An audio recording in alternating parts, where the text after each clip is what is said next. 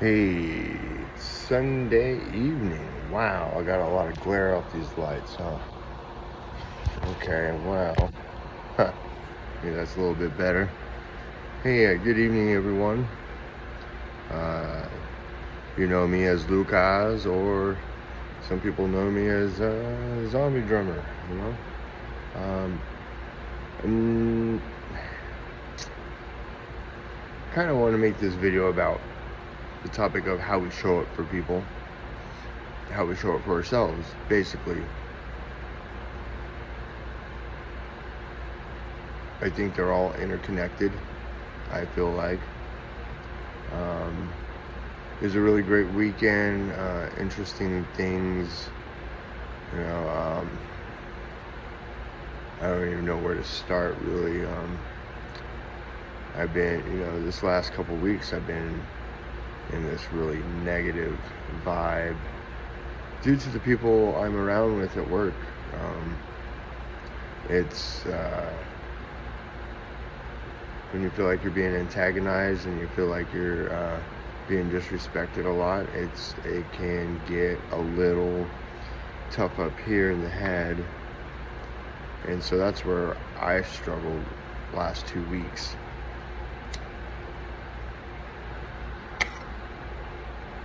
When you feel like you're gonna get fired every day you go to work, even though you show up and do the work, it's kind of a strange feeling, not very comfortable, and it makes you not want to. But whereas I am living at my work, I really don't have any other place to go. I kind of just got to deal with it.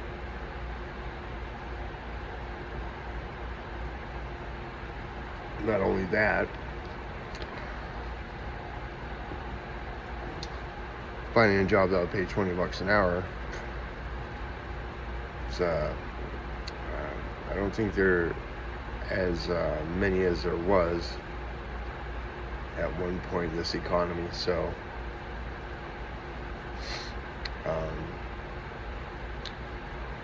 did get the new zombie shirts done, and everybody's loved them. It's been great, being able to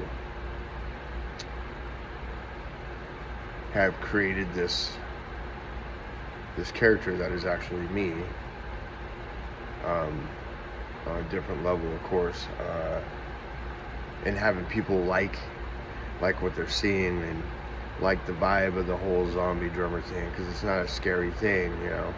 The concept's really simple, and it's about people's ugliness, and how if people can take a moment, take a step back, look at the bigger picture, see and kind of look for why they're this monster, and take steps to changing that, and turn it into something positive.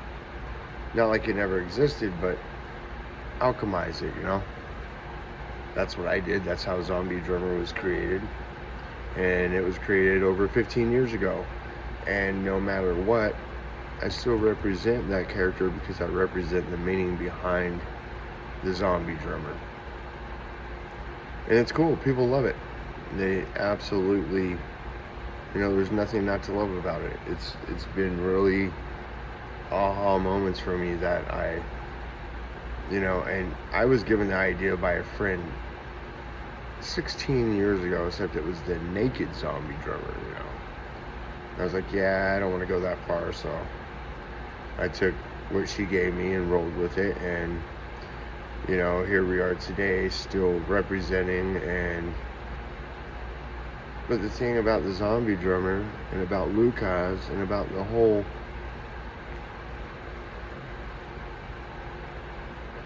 I show up in people's lives as I've looked over the past, say, 5 years of my interactions with people, and I show up to watch people blow up. I show up for people's success. I show up when people aren't in the spot of success, but those who have the potential, and I see I show up for those people because I want people to succeed. Because when people succeed, I succeed. It's pretty simple. So this weekend, one of my good buddy's sons, his son is my friend as well. He's battling with, it's either kidneys or liver. I'm pretty sure it's liver. He's waiting to get a transplant. And so they did a fundraiser for him out in Ogden at Kamikazes, which is a bar that I've been going to for 30 years at least. Played there several times. So stayed out in Roy that night, and me and my brother came out to support the event. I brought 4 or 5 zombie drummer shirts to donate to the raffle. And I got to see a lot of people I hadn't seen in years, due to where I live and where I work and all that, and my circumstances, And it was kind of like a little mini reunion. Not everybody was there, but, the people that were supposed to be there were there, most definitely. And it was good. It was good to see the unity. I feel like it tripped me out that we were having this function at a bar where alcohol is what's causing us to have this, to have them have, this fundraiser. So it was kind of like, but of course I was on mushroom too, so everything Friday night kind of made me look a little quizzical, But all in all, it was a good turnout, and musicians, comedians, friends,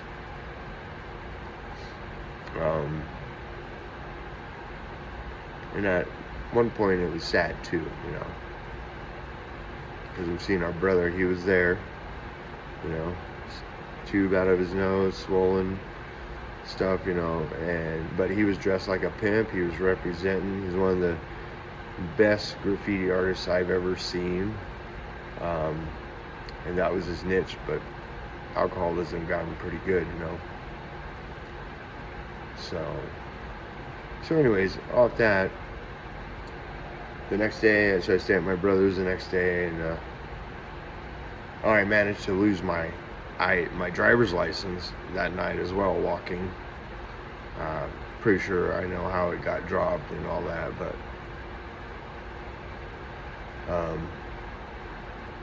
so yeah, sorry, it was a squirrel moment. I hate those.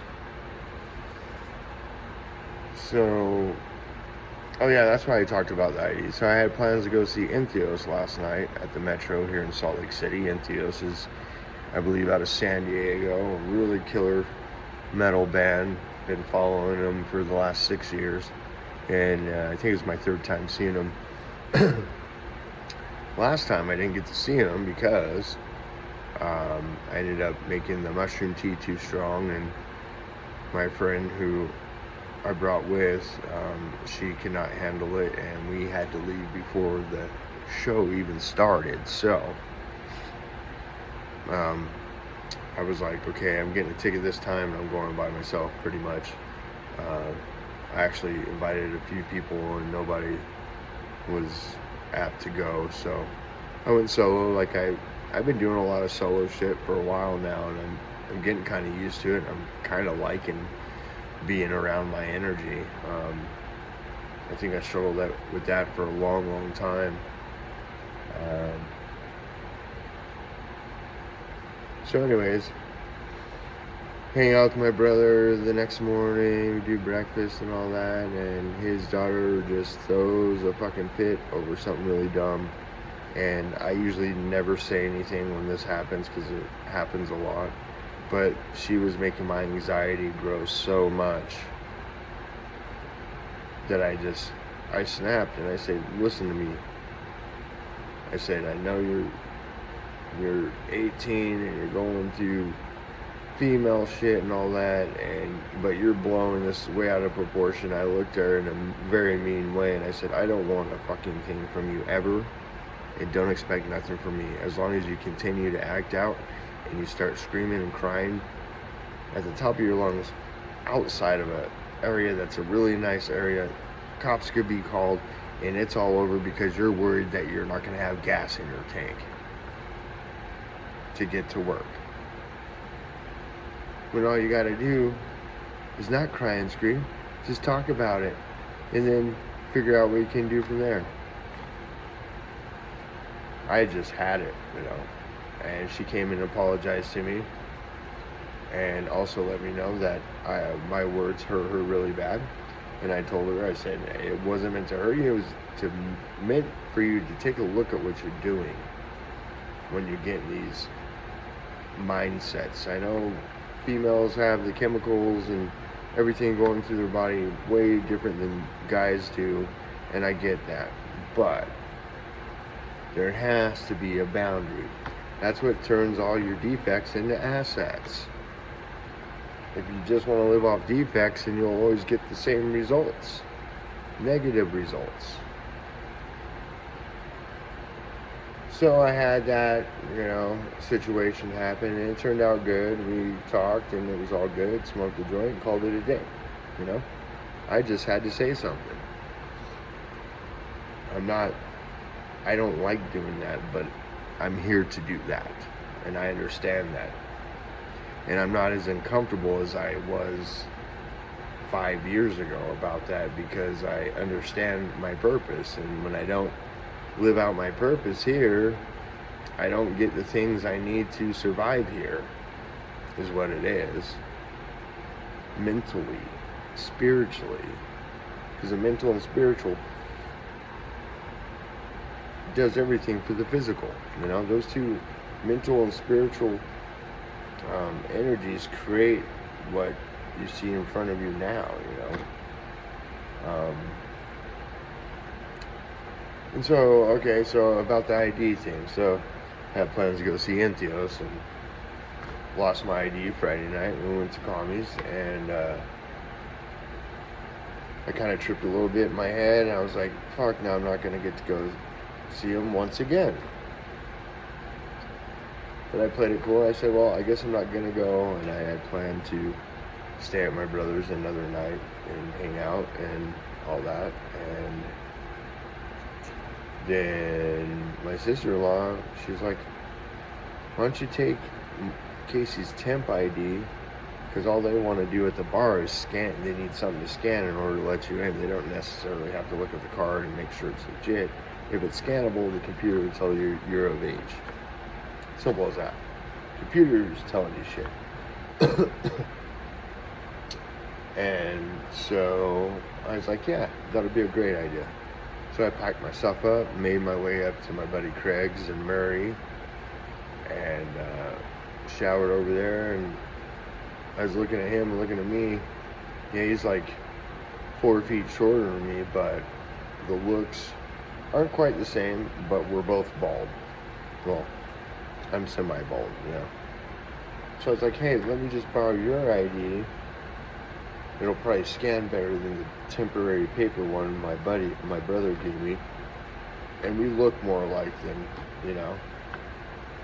So. And we're sitting there talking, and he's like, I hope this works, or I hope you can pull it off. It's like, all they're going to want to do is scan it. So I hop my hoppy ass on my scooter and ride 7 miles to the venue. It had started at 6. I got there probably around 8 to see the 2 bands I really did want to see, which were Crystal Lake and Entheos. And Entheos came on, and there's 2 of their older songs that played, and I just stood there crying. I'm like on the side of a mosh pit, crying. Just, the music just hit me, And I'd been in all this mental anxiety and spiritual frustration because, I get lonely and I want a companion. nothing's happening. I'm not pushing for nothing. I mean, actually, I do put myself out there more than I have in a long time, but nobody seems to. Everybody's in their own little world, it seems like, and to have like any kind of close possible romantic relationship with me is probably impossible, just because the way my mindset is with things. And you know, um, I got a lot of, I got a few female friends I hang out with, and I don't, you know,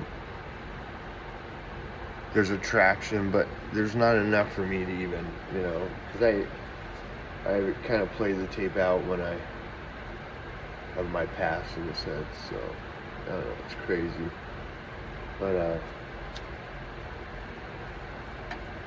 so my buddy Craig, he cracks his ribs on his bike Friday night, so I show up, Saturday evening, and he's drunk, and which, do what you gotta do to get by. There ain't much you can do for cracked ribs but lay low, let them do their mending process. So, and he always tells me, "What's up?"